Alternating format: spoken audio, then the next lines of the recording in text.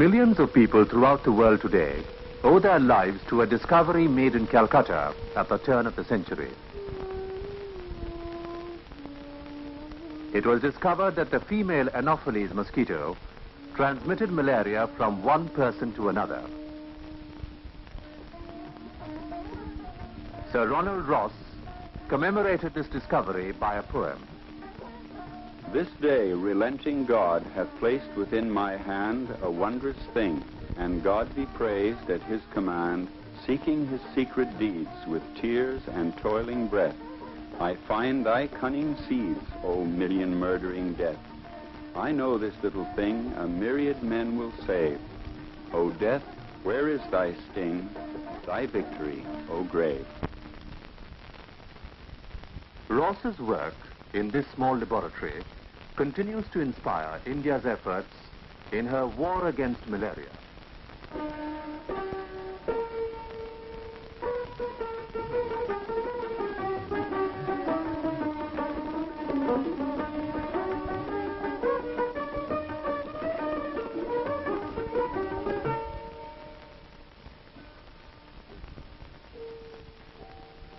Malaria anywhere in the country brings men and material to combat the scourge at its source.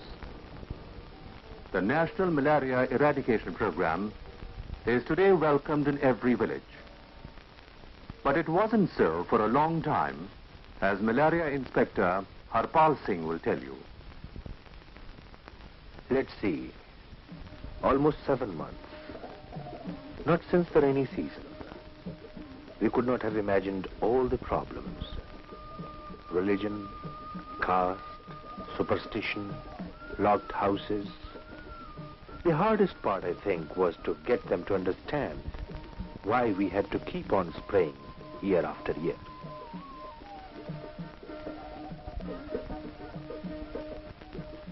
India has many people, but I think it has many more walls.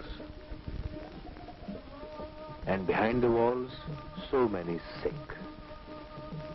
Yes, another victim.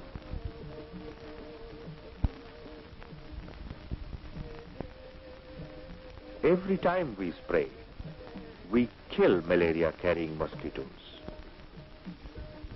If there is no spraying, we find people sick with malaria.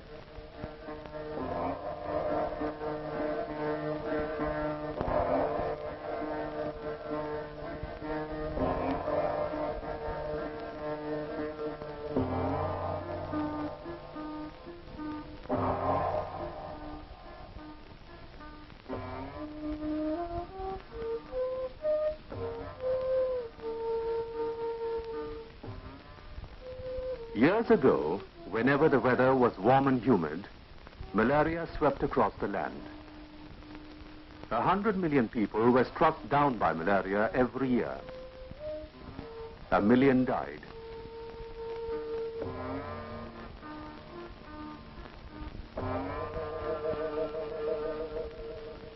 Only the female Anopheles mosquito transmits malaria.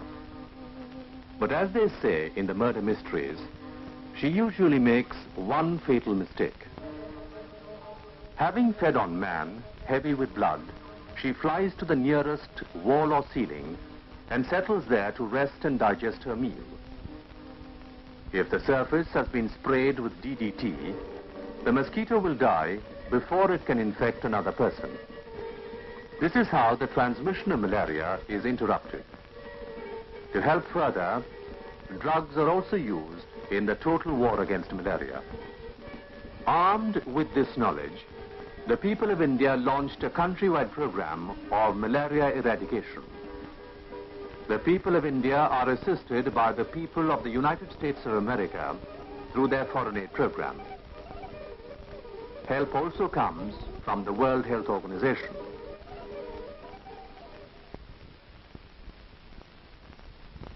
Located in Delhi, these are the headquarters of the Malaria Eradication Program. Here, NMEP's energetic director, assisted by his staff and advisors from the US Agency for International Development and the World Health Organization, plans a strategy for the campaign against malaria. Regional offices, arms of the National Malaria Eradication Program headquarters, help the states. The task of executing the program in each state rests with its Directorate of Health.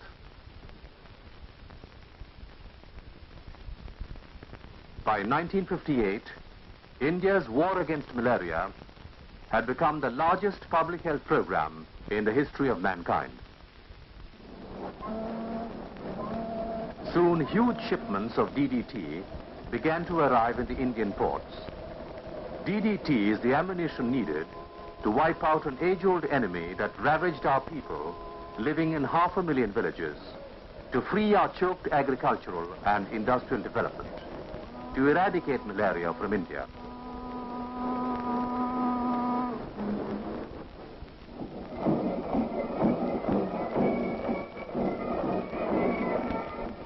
An army of malaria workers numbering 160,000 were recruited.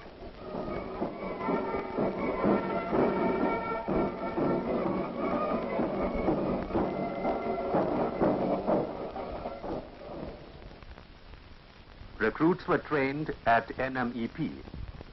Their training covered specialized laboratory work and field operations.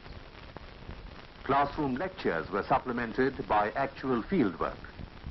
Trainees learned to make use of the latest development in new insecticides, blood examination, animal resistance to malaria, mosquito studies, dissection of glands, testing of anti-malarial drugs, parasite investigation, research for new insecticides, mosquito resistance to insecticides, and so on.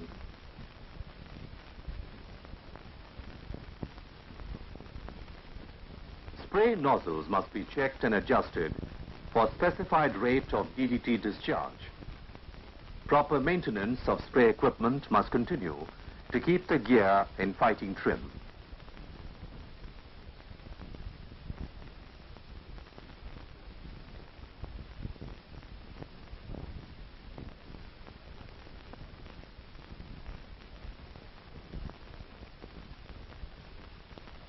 Thousands of spraymen were trained to spray meticulously, for they must spray every house all over India.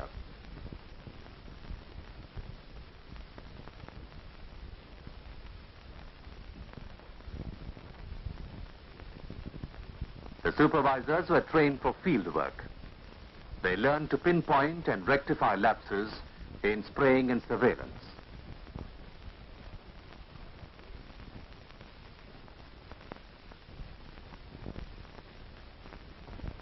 With the mobilization of the trained personnel and their fighting gear came the attack.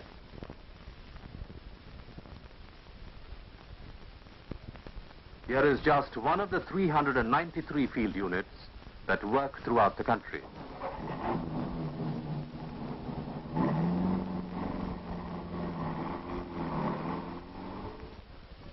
Each unit must protect over 1 million people.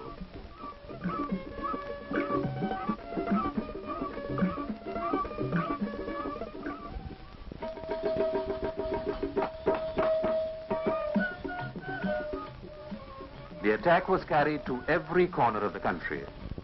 The spraymen, the DDT, and the spraying equipment was moved by every available means of transport. India is a country of great contrast in terrain, climate, and people. It's no mean achievement to cover the far-flung flood areas, deserts, hills, and forests. Truly, this is a campaign of tremendous scope with formidable problems of logistics.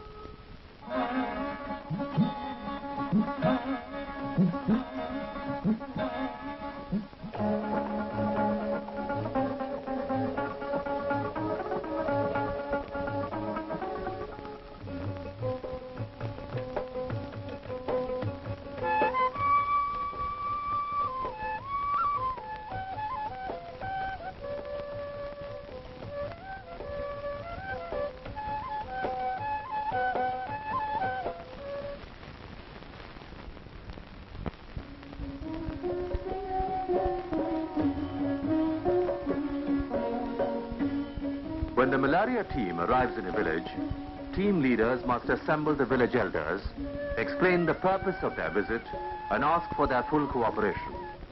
Their cooperation is essential for good work.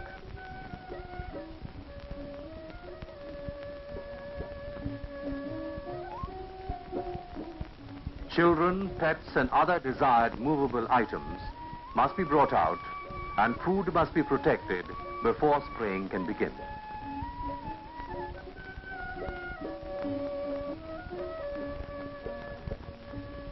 In 1 year alone, at the height of attack, India used over 67 million pounds of DDT to eradicate malaria.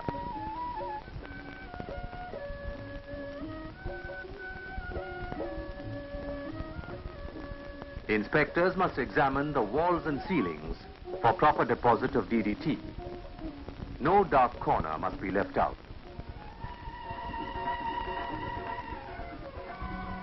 The surveillance phase begins after constant spraying results in drastically reducing malaria cases.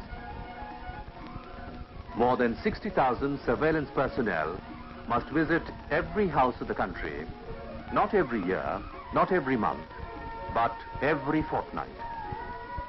These measures consolidate the gains achieved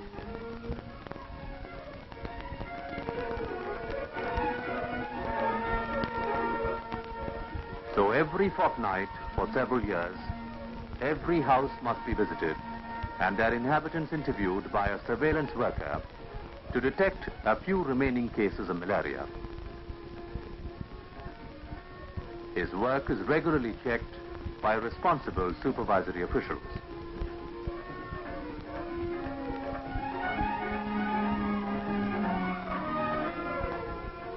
City hospitals and dispensaries, along with the rural health centers, must help in these surveillance operations. Private medical practitioners are also required to participate in the malaria eradication program. It is an all-out war against malaria. Every citizen must cooperate. Whenever a case of fever is located, it must be treated carefully. Blood samples must be taken to ascertain the presence of malaria.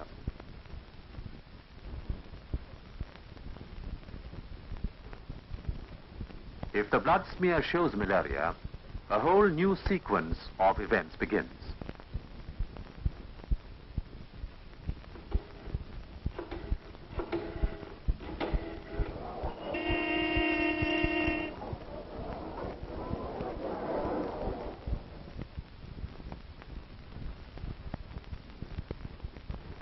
The patient is given full treatment. Fresh blood samples are also taken from all neighbors.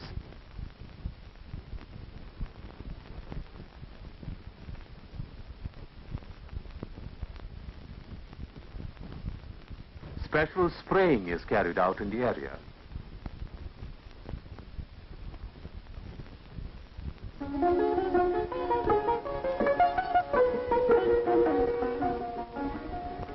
The surveillance must continue until malaria has been eradicated. Surveillance must go on even after malaria has been eradicated.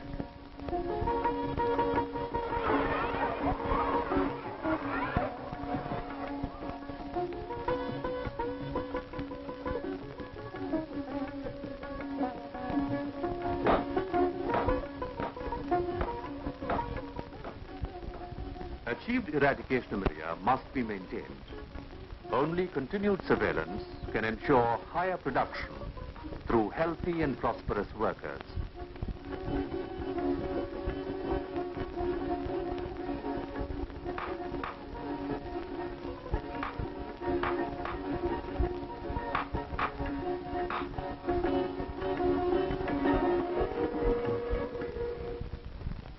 We have been seeing war for the last about 3 years. And Once a year, the government of India obtains the services of malaria experts from other countries to join them in field evaluation. Several joint teams of these experts inspect operations throughout the country.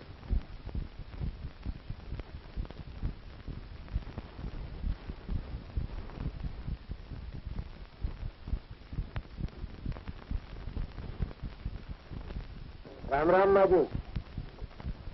Ram Ram. आपके घर में कोई बीमार तो कौन है? बच्चा बीमार थे। कोई बीमार? बच्चा। दो तो कोई चिंता है। तो कोई नहीं थी। नहीं, बीमार को अंशी मैं देख ले रहा हूँ ना। देख ले। चलो तो बताओ फिर।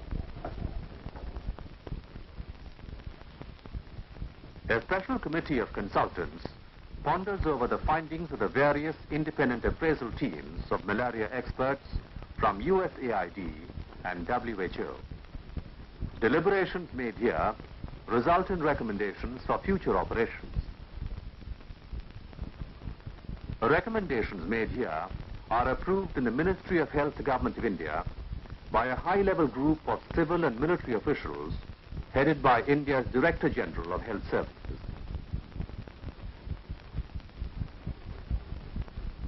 Where does the campaign stand now? Our Health Minister says, now we have completed malaria eradication in more than 50% of the country, which is in maintenance phase. Another 36% of the country is in advanced stage of consolidation, and 14% only is in an attack phase, mainly along the border areas. The one or two forest areas within the country are also in the attack phase.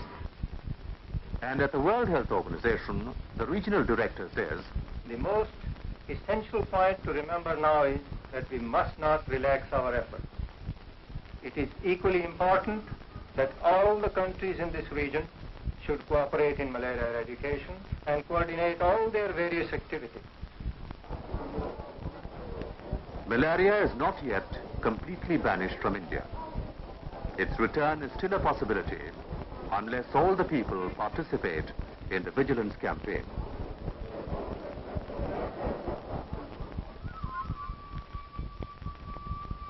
Malaria eradication has resulted in many benefits. In the Terai area of northern India, impenetrable jungles, since time immemorial, ridden with disease almost useless to man, have now been cleared.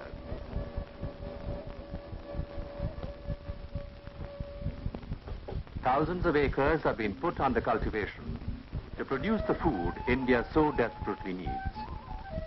Unfinished rail links in central India, which could not be finished for decades due to malaria, are now being completed, opening up a whole new storehouse of resources vital to economic development.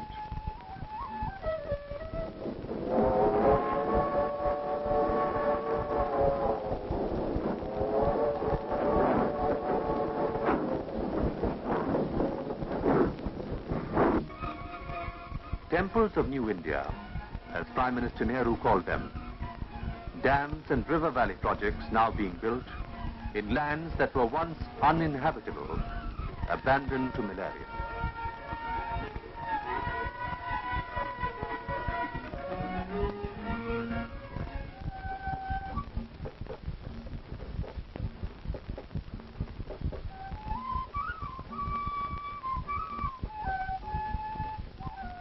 New canal systems have been built to irrigate acres of parched land only after the area has been declared free from malaria.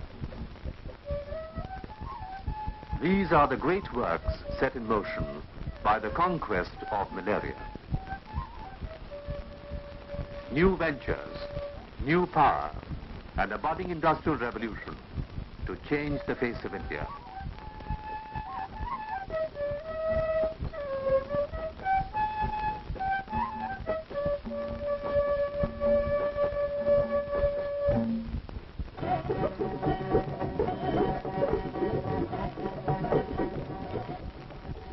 Today, millions of people are free from malaria, free to work, free to look forward to a new era of nation building.